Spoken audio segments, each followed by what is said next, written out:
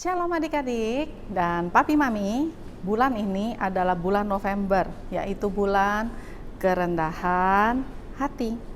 Nah, di bulan ini kita belajar bagaimana caranya setiap anak-anak muda untuk taat dan tunduk kepada yang lebih tua dan kepada kita semua untuk saling merendahkan diri sebab Allah tidak menyukai orang yang tinggi hati. Oleh sebab itu, kalau lagi ibadah dengan sikap rendah hati, kita harus sungguh-sungguh deh.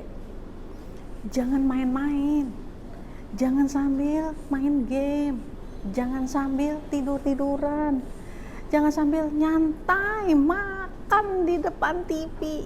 Katanya ibadah, malah nyantai.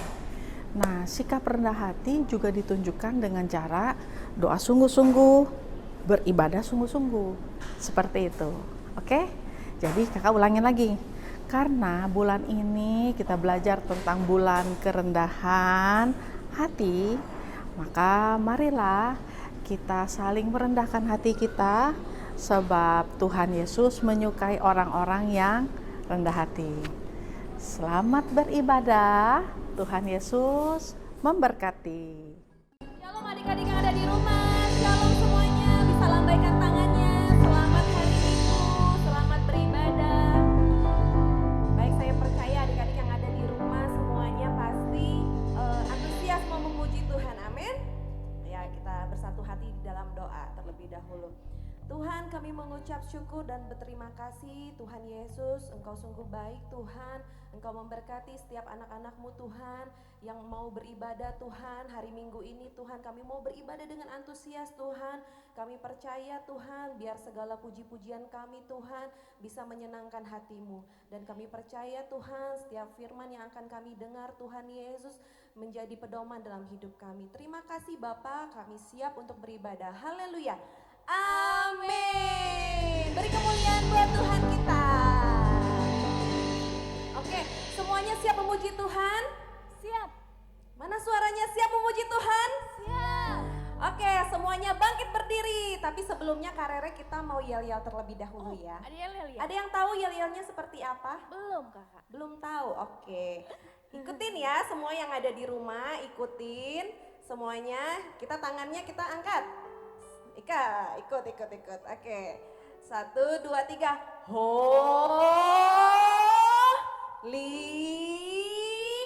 Kids. Kayaknya kurang semangat ya Kak Rere. Kenapa ini kurang semangat? Ayo. Masih belajar. Ikutin lagi ya.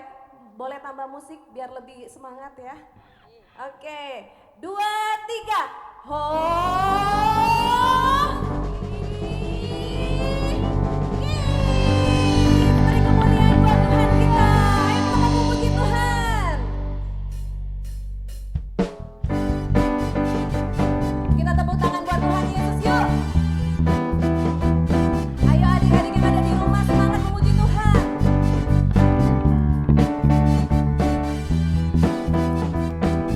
Na na na na.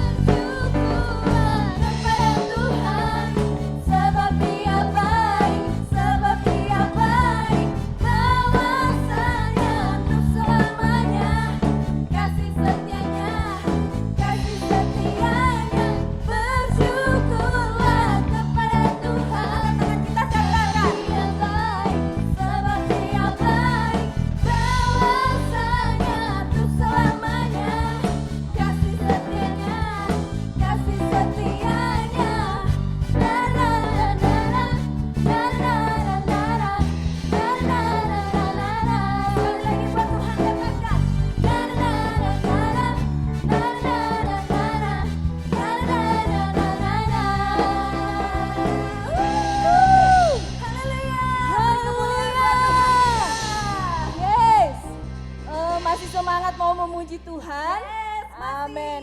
Masih semangat walaupun tadi udah lompat-lompat, masih kuat memuji Tuhan. Amin. Amin. Coba kalau masih kuat, coba angkat tangannya ke atas. Oke, sekarang kakinya lari-lari di tempat. Masih kuat. Musik.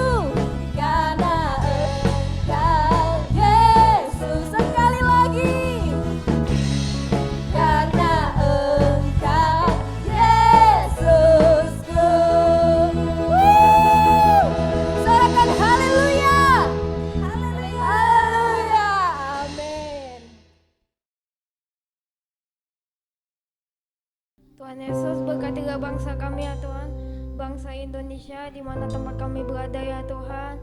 Kiranya Engkau lindungilah kami ya Tuhan dari segala percobaan ya Tuhan.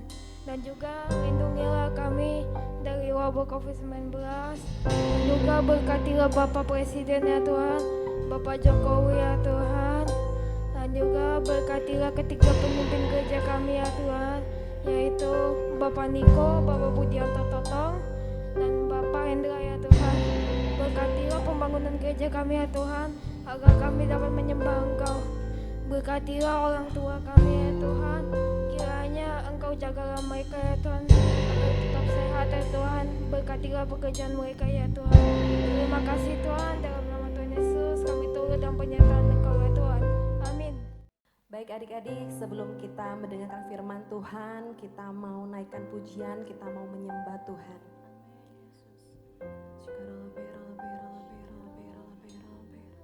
Terima kasih Tuhan Yesus. Ucap syukur Tuhan. Sungguh Engkau Bapa yang baik.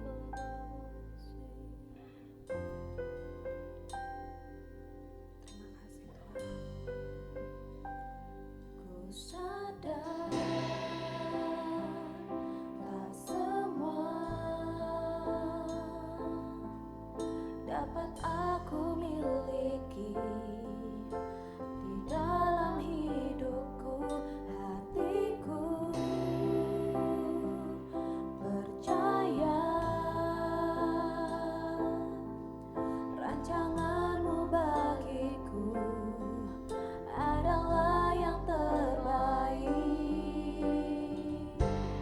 Walau ku tak dapat melihat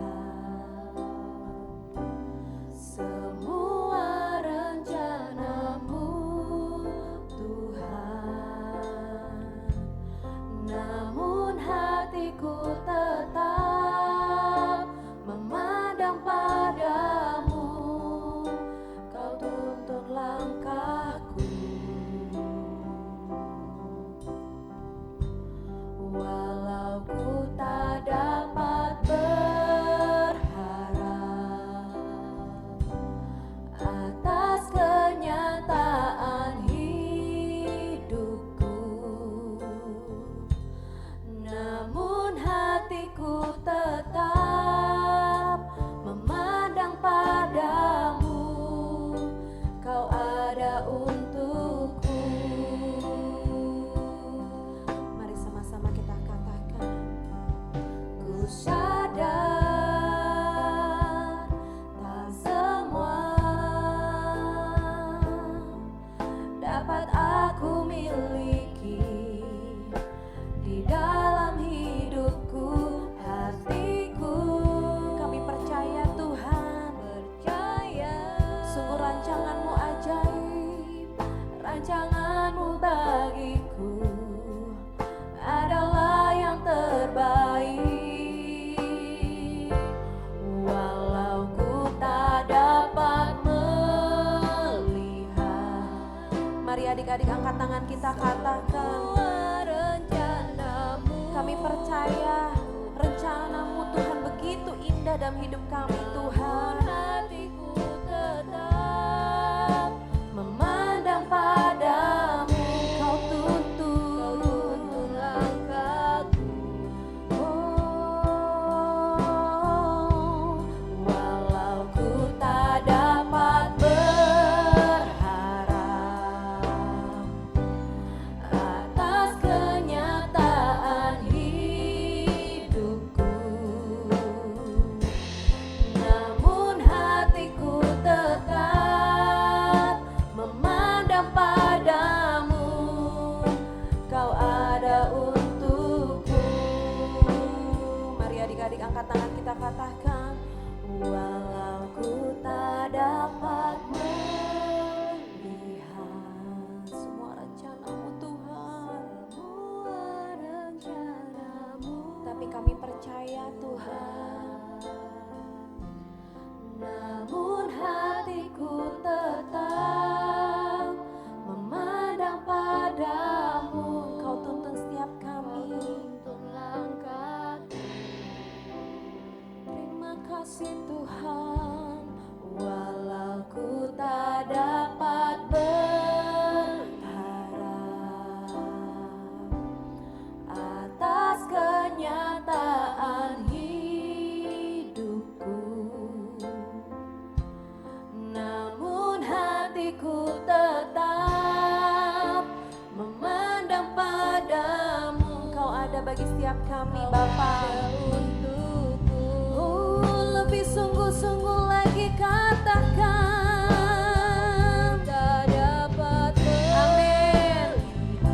Kami percaya semua rencanamu Tuhan, namun hatiku tetap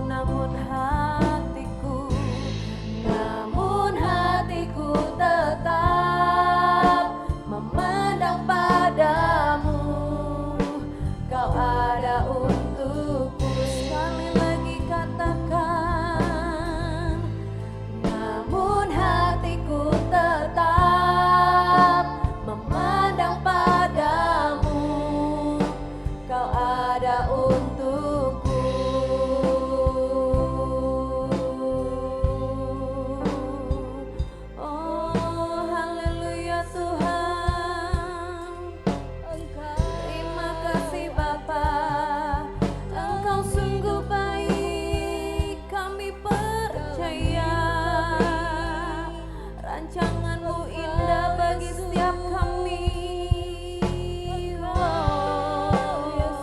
Syikirallah bayalah basai, syakarallah bayalah lamo. Kami mau memuji menyembah-Mu Tuhan. Terpujilah nama-Mu Bapa. Mari adik-adik yang ada di rumah angkat tangan kita, mari panggil namanya Yesus, Yesus, Yesus. Oh haleluya.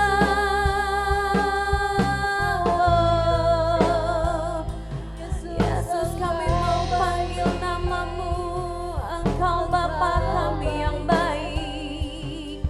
Haleluya. Terima kasih Yesus. Terima kasih Yesus. Syikirallah ya Rama ya Rama. Syikirallah ya Rama ya Rama. Baik adik-adik, sebelum kita mendengarkan firman Tuhan, mari kita lipat tangan kita mau pejamkan mata, kita mau berdoa. Tuhan Yesus, terima kasih atas berkat-Mu. Berkati kami yang ingin mendengarkan firman-Mu. Berkati kami supaya dapat mendengarkannya dengan sungguh-sungguh dan dapat melakukannya dengan baik. Berkati yang ingin menyampaikan firman Tuhan, Tuhan tolong berkati. Terima kasih Tuhan Yesus, dalam nama Tuhan Yesus kami telah berdoa, amin. Amin.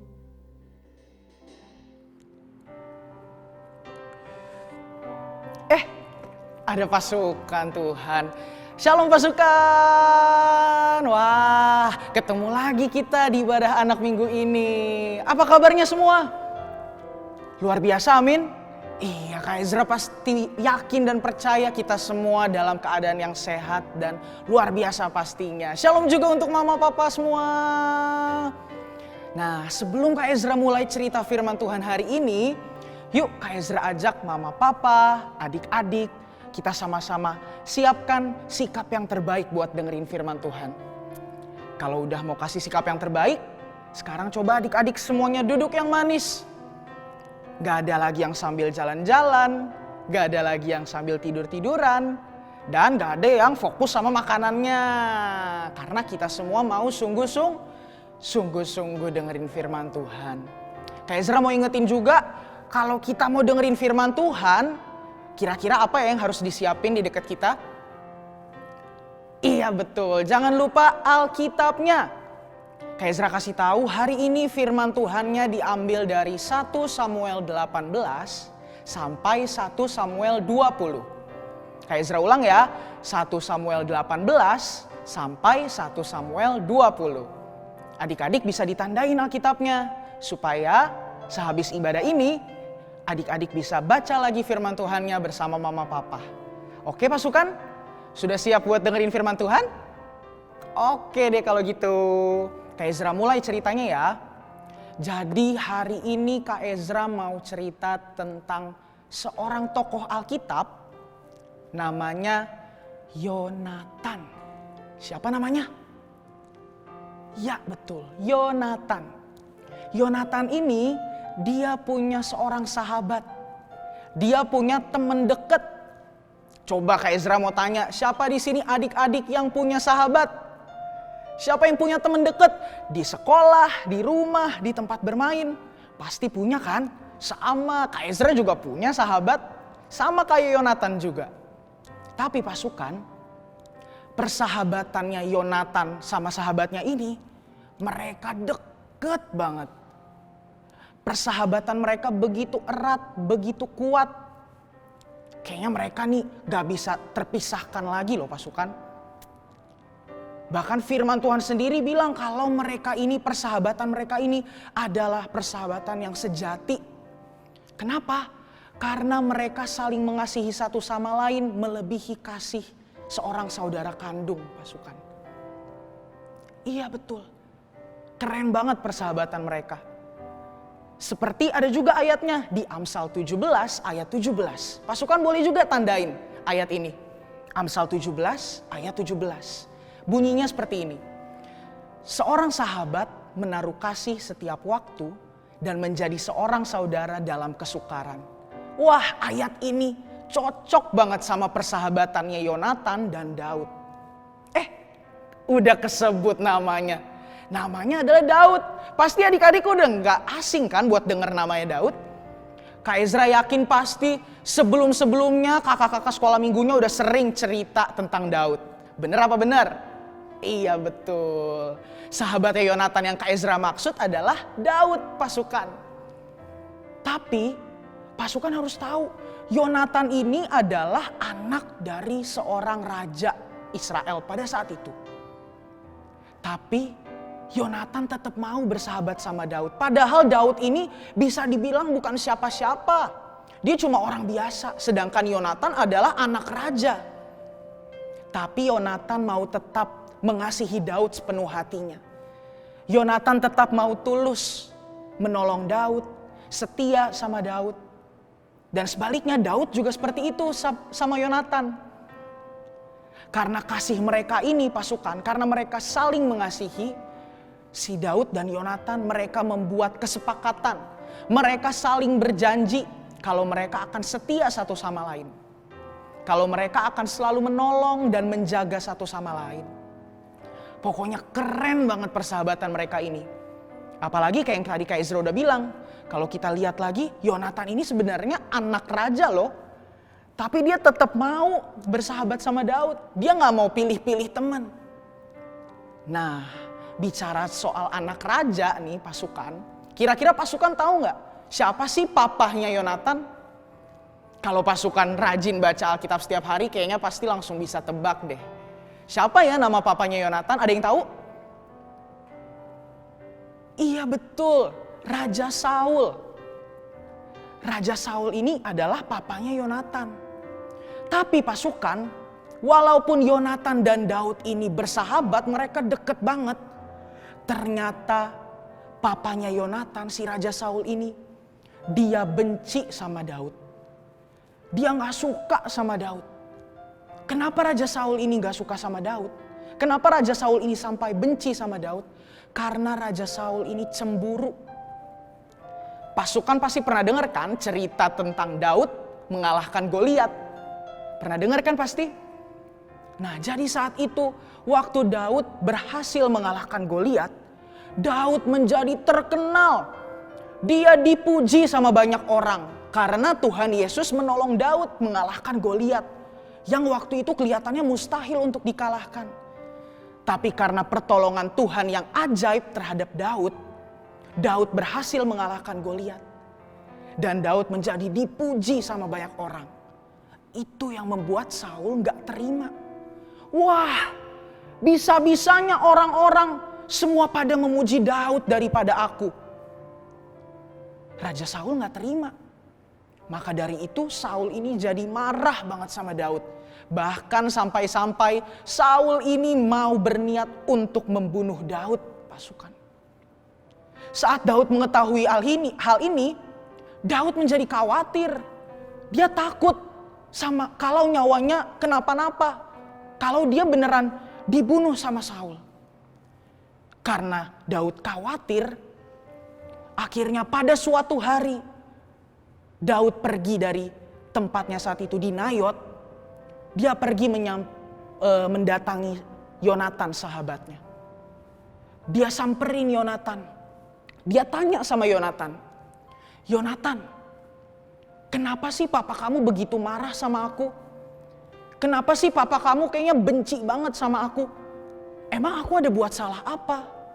Dengan kekhawatiran, Daud bertanya seperti itu ke Yonatan. Yonatan mendengar pertanyaan Daud itu, dia terkejut, dia kaget. Dia bilang ke Daud, dari mana kamu tahu kalau papaku, kalau Saul mau membunuh kamu? Dia bilang kok ke aku kalau dia udah gak marah lagi sama kamu, Daud. Bahkan papaku juga udah berjanji kalau dia gak akan mencoba untuk menyakiti kamu, Daud. Yonatan berusaha untuk meyakinkan Daud kalau papanya udah gak benci lagi sama Daud, pasukan. Tapi ternyata Daud ini dia tetap yakin kalau Saul suatu saat nanti akan menghampiri Daud dan akan melawan Daud, akan membunuh Daud. Daud yakin kalau Saul ini pasti masih punya rasa benci sama Daud. Akhirnya karena begitu, Yonatan pun akhirnya ikut khawatir. Karena Yonatan ini bersahabat sama Daud, jadi Yonatan juga gak mau sahabatnya diapa-apain. Yonatan gak mau si Daud ini kenapa-napa. Apalagi oleh ayahnya sendiri, pasukan. Nah, akhirnya mereka berdua mulai menyusun rencana. Mereka mulai pikirin gimana ya caranya supaya kita bisa membuktikan nih, apakah papaku beneran masih benci sama kamu, atau papaku udah gak marah-marah lagi sama kamu, Daud. Akhirnya mereka berdua pikirin, pasukan. Mereka berdua mikir gimana ya rencananya ya. Coba ikutin kayak Ezra, tangannya ditaruh di kepalanya. Kita pikir, dipikir-pikir. Nah, sampai akhirnya Daud mendapat ide. Daud bilang ke Yonatan, Yonatan, besok nih, kan kebetulan banget aku diundang sama papa kamu untuk ikut makan malam sama keluarga kamu. Boleh nggak aku gak usah datang ke makan malam itu? Biar aku bisa sembunyi. Aku biar bisa sembunyi sampai 2 hari deh. Kita sepakatin. Jadi kalau misalkan papa kamu tanya kemana aku pergi, kamu bilang aja kalau aku ada acara keluarga. Aku ada acara sama keluargaku di Bethlehem. Terus kita lihat nih reaksi papa kamu. Kita lihat respon papa kamu. Kalau papa kamu marah-marah gak terima, berarti benar papa kamu masih benci sama aku. Tapi kalau papa kamu bisa menerima aku gak datang, berarti papa kamu udah baik. Udah gak marah-marah lagi sama aku, Yonatan. Akhirnya Yonatan pun setuju. Yonatan setuju sama rencana itu. Akhirnya keesokan harinya, saat udah waktunya untuk makan malam bersama keluarga Saul, Daud tidak datang. Daud sengaja tidak datang karena mereka mau menjalankan rencana mereka yang kemarin sudah dibahas, pasukan. Sekaligus Daud juga mau menguji kesetiaannya Yonatan. Karena Yonatan kan anak kandungnya Raja Saul nih. Kira-kira Yonatan setia gak ya bakal nepatin janjinya sama sahabatnya sendiri, sama Daud? Kira-kira Yonatan tetap mau menolong Daud atau justru berpihak ke papanya sendiri untuk membunuh Daud? Daud sekalian mau cari tahu, pasukan. Akhirnya pada saat makan malam, saat semuanya sudah berkumpul di meja makan, Raja Saul duduk, dia lihat bangkunya Daud. Dia lihat kok tempat duduk yang harusnya ditempatin sama Daud kosong ya. Akhirnya benar, Raja Saul bertanya, loh kemana Daud? Apakah dia tidak hadir malam ini? Wah, Yonatan sambil deg-degan nih, dia berusaha untuk menjelaskan, pasukan. Dia berusaha untuk menjelaskan ke papanya sesuai dengan yang udah mereka sepakatin kemarin. Tapi pasukan, bahkan sebelum Yonatan selesai menjelaskan jawabannya, kenapa Daud gak ada, papanya si Raja Saul ini, dia langsung marah besar. Saul langsung dikuasai oleh roh jahat. Wah, dia gak terima kalau Daud tidak hadir. Padahal kedatangannya Daud nih diharapin banget sama Saul. Dari situlah Yonatan tahu kalau Daud pasti dalam keadaan bahaya. Pasti papahnya ini masih simpen rasa benci sama Daud. Akhirnya keesokan harinya papahnya kirim pasukannya, anak buahnya untuk mencari Daud. Yonatan juga ikut nih pasukan. Yonatan ikut, tapi Daud dan Yonatan juga udah punya janji yang lain. Saat Daud lagi sembunyi nih, Daud sambil menunggu tanda atau sinyal dari Yonatan. Mereka udah janjian juga. Jadi kalau Yonatan menembakkan panahnya tepat di dekat tempat persembunyian Daud, itu tandanya papahnya Yonatan atau Raja Saul udah baik. gak marah lagi sama Daud, udah gak benci lagi sama Daud, dan Daud pun aman untuk kembali. Tapi kalau Yonatan menembakkan panah jauh dari tempat persembunyiannya Daud, itu tandanya Daud dalam bahaya. Itu tandanya Raja Saul masih benci sama Daud. Kira-kira pasukan bisa tebak gak? Kira-kira Yonatan setia gak ya sama Daud? Kira-kira Yonatan menepati janji yang udah mereka buat gak ya? Jawabannya, iya betul. Yonatan tetap setia nolongin Daud pasukan. Yonatan menembakkan panahnya jauh dari tempat Daud bersembunyi. Sehingga para anak buah dari Raja Saul, mereka lari jauh dari tempat persembunyiannya Daud untuk mendapatkan Daud. Dan dari situlah Daud tanpa pikir-pikir lagi, dia tahu kalau Raja Saul ingin membunuhnya.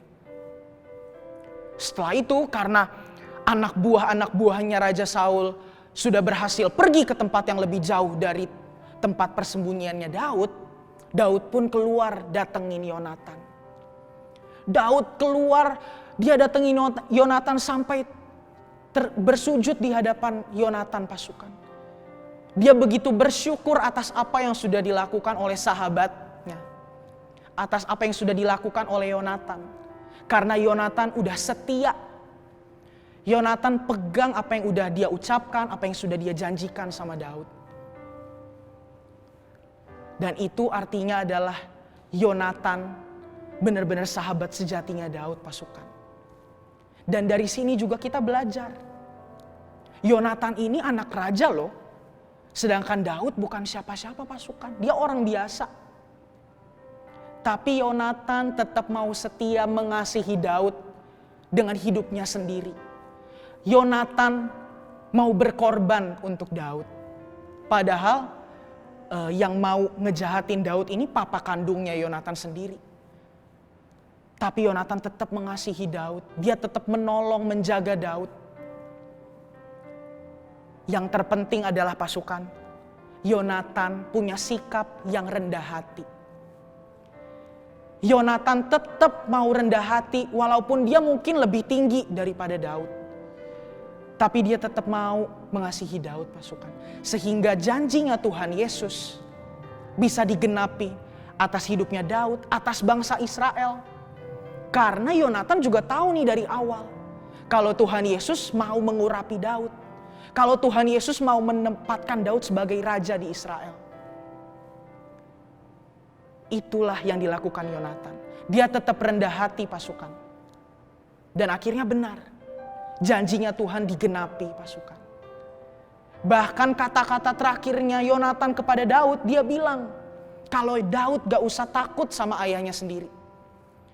Karena suatu saat Daud akan menjadi raja atas Israel. Dan Yonatan akan tetap selalu berada di sisinya. Itulah sahabat sejati pasukan. Itulah bukti kalau Yonatan tetap mau rendah hati. Yonatan tetap mau pegang omongannya. Begitu juga dengan kita pasukan.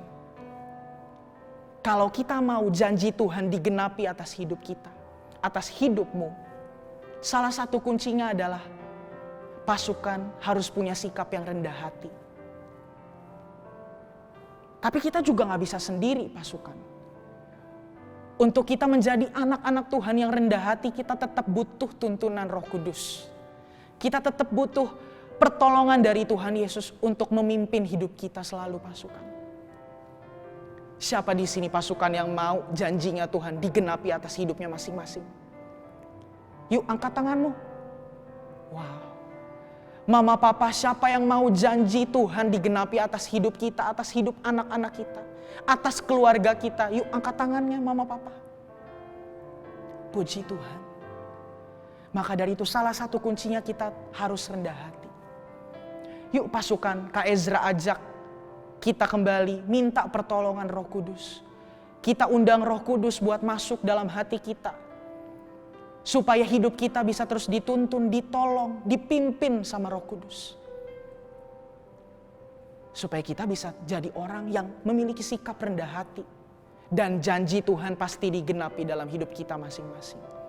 Amin adik-adik.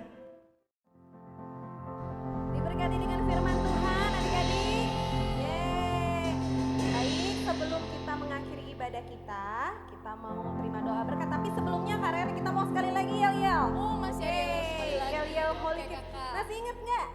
Siap, Masih. Kakak. Oke, kita mau sama-sama sekali lagi yel-yel Holy Kids. Oke, 2, 3.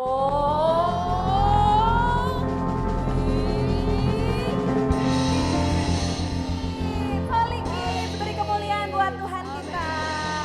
Baiklah, kita mau terima doa berkat. Mari adik-adik siapkan diri kita untuk terima doa berkat.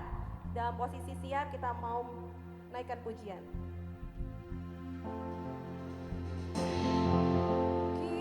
Kiranya Engkau memberkati aku berlimpah-limpah dan memperluas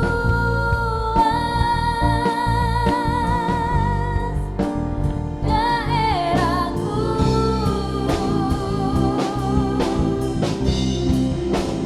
Dan kiranya tanganmu menyertai aku dan melindungi aku daripada malapetaka, sehingga kesakitan tidak menimpa aku. Sekali lagi lebih sungguh-sungguh kita katakan, kiranya Engkau memberkati aku berlimpah-limpah dan memperluas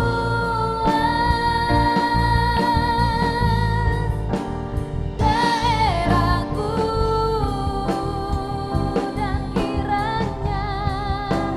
Dan kiranya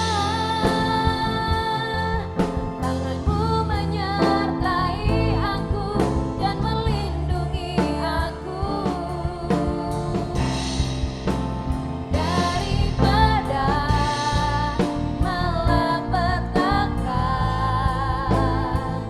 sehingga kesakitan tidak menimpa aku,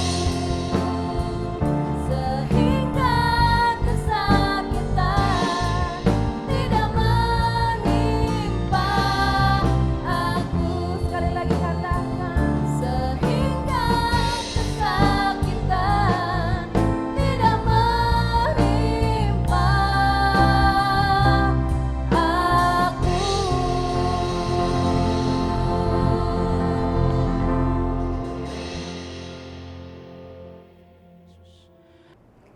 Mari pasukan, kita sudah terima berkat dari firman Tuhan yang sudah diajarkan oleh kakak-kakak. Gunakan dan pakai untuk menjadi saksi. Sekarang terima berkat, angkat kedua tanganmu. Tuhan memberkati engkau di dalam segala hal. Tuhan menjaga keluar masukmu dimanapun engkau berada. Bahkan engkau menjadi anak yang pintar, anak yang sungguh hormat kepada kedua orang tuamu. Takut akan Tuhan, menghidupi hidupmu di dalam nama Tuhan Yesus. Anugerah Allah Bapa, kasih setia daripada Tuhan kita, Yesus Kristus, penghiburan persekutuan yang manis dengan Roh Kudus, menyertai hidupmu mulai hari ini, besok, bahkan sampai selama-lamanya. Tuhan Yesus datang dan bawa kita semua masuk dalam kerajaan surga, memerintah bersama selama-lamanya. Yang sungguh percaya dan sungguh diberkati, sama-sama kita katakan, amin, amin, amin. Tuhan Yesus memberkati berlimpah-limpah dan selamat hari Minggu.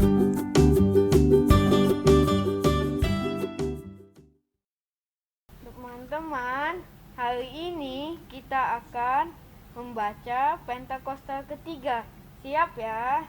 Pentakosta ketiga artinya pencurahan Roh Kudus yang terdahsyat di zaman now. Pentakosta ketiga artinya penuaian terbesar dan terakhir.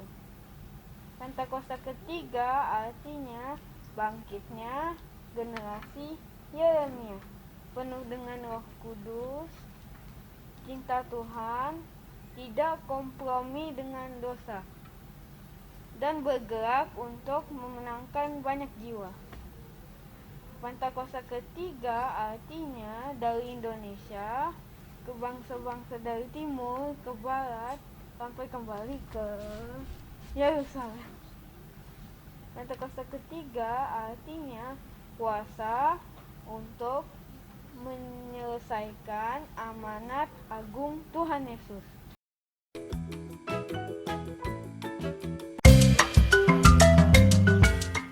Shalom pasukan, hari ini Kak Deborah mau ajakin semua pasukan untuk buat kreativitas yang keren. Kita akan buat sendal rendah hati. Apa sih itu rendah hati? Yuk kita langsung membuatnya. Pertama-tama kita siapin kertas Concord atau Asturo. Lalu kita siapin kertas berwarna HVS. Lalu kita siapin kertas warna merah. Lalu kita siapin gunting, double tip, spidol, dan pensil. Yuk sekarang kita mulai membuatnya. Kita ambil kertas Concord atau Asturo, lalu kita cetak pakai sendal adik-adik ya yang di rumah. Minta ditemenin sama papa mama ya, dicetak dengan pensil. Lalu digunting. Kalau adik-adik susah untuk menggunting, minta tolong papa mama ya. Kita buat sepasang ya. Lalu kita mau buat hati. Kita pakai kertas warna merah, dilipat. Lalu kita bentuk setengah hati. Dan kita buat dua ya, jadi seperti ini. Lalu jangan lupa kita ambil spidol, kita tulis yang satu rendah, yang satunya hati. Rendah hati. Habis itu kita mau buat tali sendalnya. Pakai kertas berwarna kita siapin 4 ya. Adik-adik kira-kira aja tebal tali sendalnya. Dan jadi deh 4, kita buat 4 ya tali sendalnya. Lalu adik-adik bisa letakin kaki adik-adik di alasnya yang ini yang sudah dibuat. Kita mau cari titik tengah dari sela jempol dan kaki sampingnya. Kalau sudah dikasih tanda di pensil, lalu kita ambil tali sendalnya 2, lalu kita lipat nih. Kita lipat. Yang ini lipat ke sini supaya bisa kita kasih double tip. Kita ambil double tip, kita kasih di sisi sini dan di sisi sini. Kita buka double tipnya. Tadi titik tengahnya sudah kita kasih tanda. Kita tempelin di sini.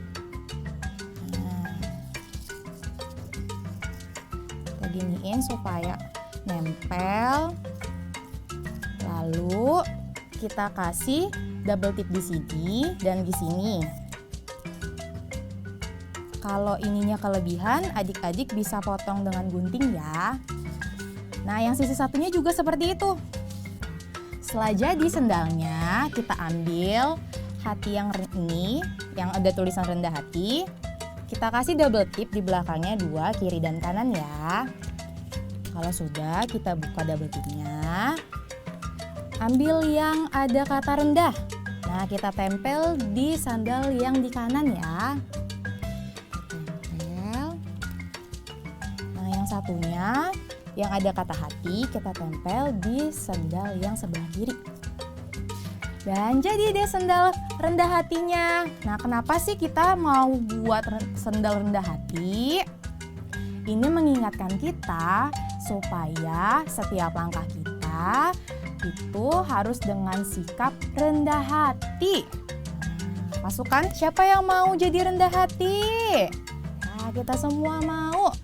Dan pasukan boleh coba pakai sendal rendah hati ininya atau ditempel di depan pintu ya.